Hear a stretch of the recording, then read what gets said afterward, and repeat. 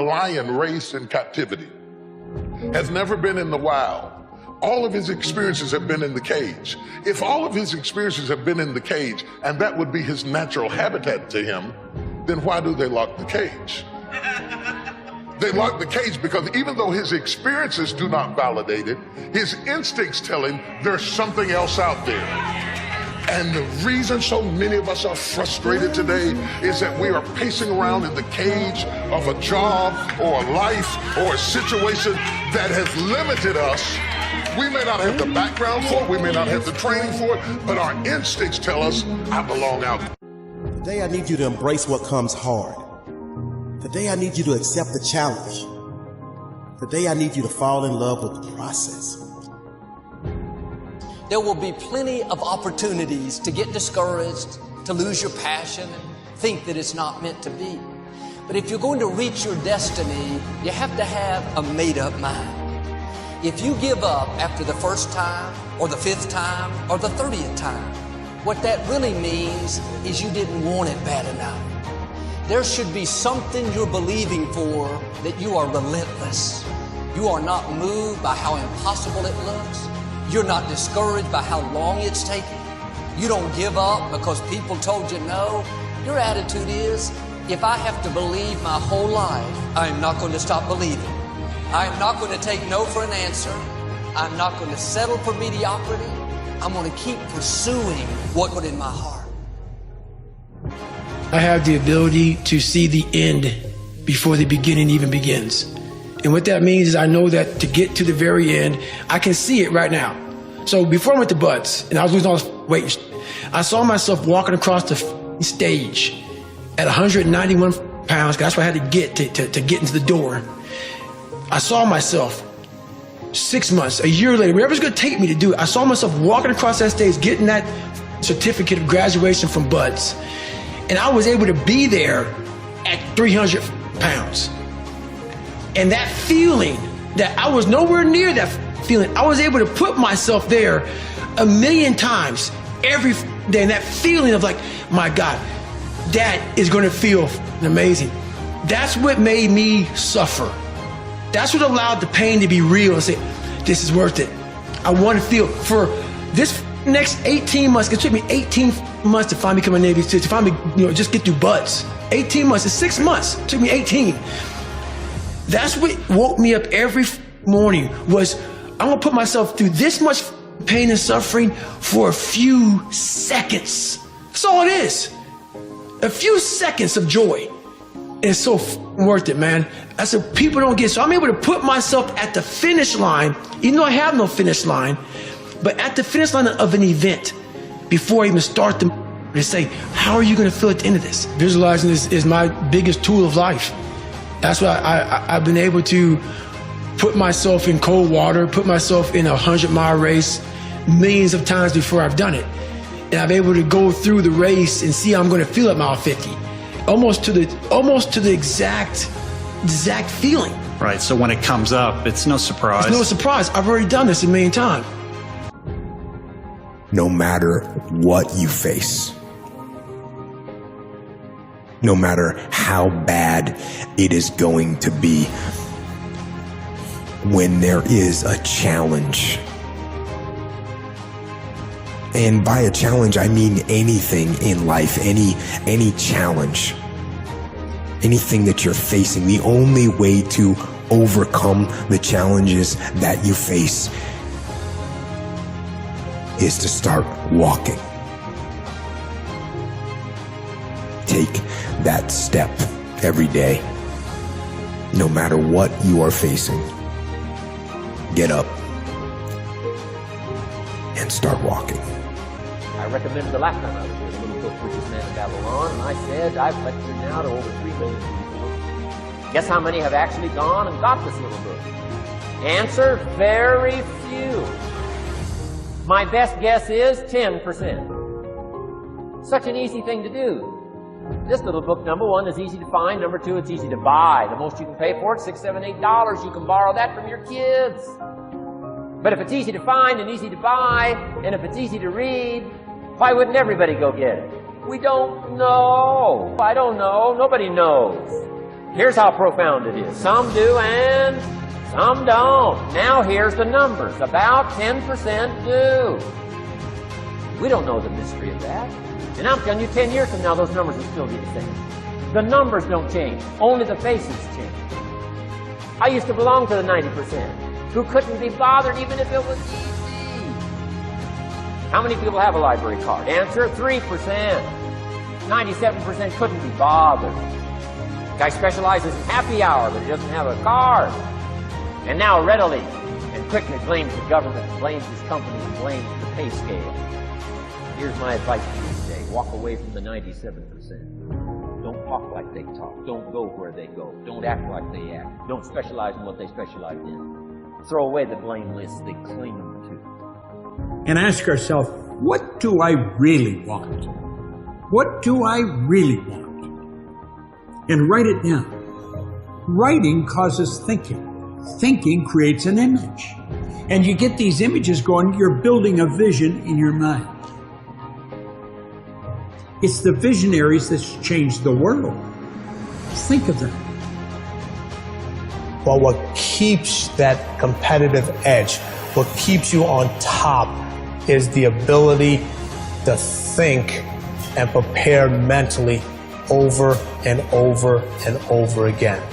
The body has limitations, the mind does not. We focus so much on what goes on from the neck down that we forget it all starts from here. Everything starts from there. If you're not mentally ready, you're never really physically prepared. And that's where the preparation starts. What would your life be like as you look toward the future if you decided, I'm not going to allow my fears to stop me? And I'm saying to you, whatever you got to do it, because if you don't, life is going to whoop you until you surrender. So when you're young and you make mistakes, don't let them eat you up. Because everybody that done made it. You got to fail in order to win. Hey, look, man, to understand how to hit the game-winning shot, you got to miss the game-winning shot. You know, you got to be tough because the road to success is always under construction. It's never a clear path to success. The people who become successful are the people who have a relentless attitude. And you just got to hang in there through the bad breaks, because the bad breaks is coming, but they usually come right before the big break is about to happen. You get a series of bad breaks and it stumbles up a lot of people. My life and my success is to say to anyone, you can stumble, you can fall, you can get back up again. You got to be consciously conscious today, because your environment can hypnotize, mesmerize, and paralyze you. The other thing is, take full responsibility for your life. Oscar Wilde once said, responsibility is what we expect from somebody else. This is very true. Most people dread accepting responsibility. That's just a fact of life, and we can see it in operation every day. We can see ourselves getting hot under the collar when the dentist keeps us waiting, and we're sitting there reading old magazines when our appointment was 30 minutes ago. And we don't stop to think that we forgot to mail in this month's mortgage payment. We can see ourselves growing angrier and angrier because a business contact is supposed to call at noon, and here it is almost 2 o'clock, and the phone still refuses to ring. But we don't stop to think about the calls we ourselves have forgotten to return while we've been so busy fuming. We can see ourselves writing an angry letter to the airline because a flight was delayed, but we don't write an angry letter to ourselves when we're late for something, even though that might not be a bad idea at all. Yes, we can see avoidance of responsibility all the time in both our personal and professional lives. And here's something else we can see just as often. We can see that most people aren't as successful as they wish they were. Do you see there's a connection between these two very common phenomena? I certainly do, And by the end of this session, I hope you'll agree with me. I hope you'll understand that it's in your best interests to take responsibility for everything you do. But that's only the beginning. I'm also going to suggest that many times it's even best to accept responsibility for the mistakes of others, especially when you're in a managerial or leadership role. I can hear you saying, what? Accept responsibility for someone else's mess-ups? Why would I want to do something like that? Well, that's a fair enough question, and over the next few minutes, I'll try to answer. One of my weak points in my personal life is I don't like technical stuff. So even though I have to be on Twitter and Instagram and Facebook, I don't care for that. So guess what? I find somebody who loves to do that. You know, I find somebody who has a strength where I will have a weakness, and I partner with them. All you're trying to do is get to the goal. No one gets there by themselves. Everybody needs help. Now, when you know what you got going for you, be confident, not cocky. Managing your strengths, knowing what they are, and don't let nobody talk you out of it. And that gets you fight ready. You get fight ready like that. You got to know you. Helps you develop your skills.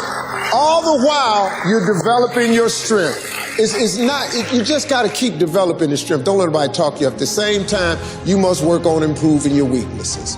So I've had to, in spite of myself, get on Instagram, get on Twitter, get on Facebook. I got to do the videos whether I want to or not, because the world is moving to social media. If I had as many followers as Kim Kardashian, I probably wouldn't even have to do this TV show. During the years when professional basketball was just beginning to become really popular, Bill Russell, who played center for the Boston Celtics, was one of the greatest players in the pro league. He was especially known for his rebounding and his defensive skills. But like a lot of very tall centers, Russell was never much of a free throw shooter. His free throw percentage was quite a bit below average, in fact. But this low percentage didn't really give a clear picture of Russell's ability as an athlete. And in one game, he gave a very convincing demonstration of this. It was the final game of a championship series between Boston and the Los Angeles Lakers. With about 12 seconds left to play, the Lakers were behind by 1 point, and Boston had the ball. It was obvious that the Lakers would have to foul one of Boston's players in order to get the ball back. And they chose to foul Bill Russell. This was a perfectly logical choice, since statistically, Russell was the worst free throw shooter on the court at that moment. If he missed the shot, the Lakers would probably get the ball back, and they'd still have enough time to try to win the game. But if Russell made his first free throw, the Lakers' chances would be seriously diminished. And if he made both shots, the game would essentially be over. Bill Russell had a very peculiar style of shooting free throws. Today, no self-respecting basketball player anywhere in America would attempt it. Aside from the question of whether it's an effective way to shoot a basket, it just looked too ridiculous. Whenever he had to shoot a free throw, the 6'11" Russell would start off holding the ball in both hands about waist high. Then he'd squat down, and as he straightened up, he'd let go of the ball. It looked like he was trying to throw a bucket of dirt over a wall. But regardless of how he looked, as soon as Bill Russell was fouled, he knew the Celtics were going to win the game. He was absolutely certain of it. Because in a situation like this, statistics and percentages mean nothing. There was a much more important factor at work. Something that no one has found a way to express in numbers and decimal points. Simply put, Bill Russell was a player who wanted to take responsibility for the success or failure of his team. He wanted the weight on his shoulders in a situation like this.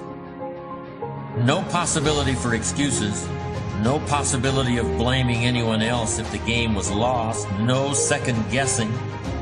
Bill Russell wanted the ball in his own hands and nobody else's. And like magic, even if he'd missed every free throw he'd ever shot in his life before this, he knew he was going to make this one. And that is exactly what happened. That is what virtually always happens when a man or woman accepts responsibility eagerly and with confidence.